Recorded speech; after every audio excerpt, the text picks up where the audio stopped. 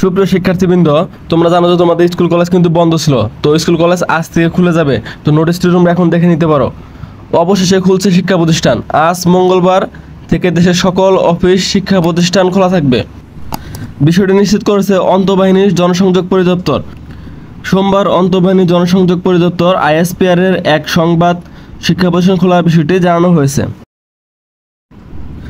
বিজ্ঞপ্তিতে বলা হয়েছে, সকল সরকারি, আধা সরকারি, স্বায়ত্তশাসিত, আধা স্বায়ত্তশাসিত, বেসরকারি প্রতিষ্ঠান, কলকারখানা, স্কুল কলেজ, মাদ্রাসা, বিশ্ববিদ্যালয় সহ সব শিক্ষা প্রতিষ্ঠান আজ থেকে খোলা থাকবে।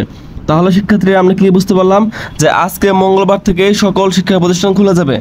কিন্তু তোমাদের ষান্মাসিক মূল্যায়ন পরীক্ষা কবে হবে সেটা কিন্তু তোমাদের স্কুল থেকে আবার পুনরায় নোটিশ দিয়ে এগুলো সব কিছু জানাই দেওয়া হবে।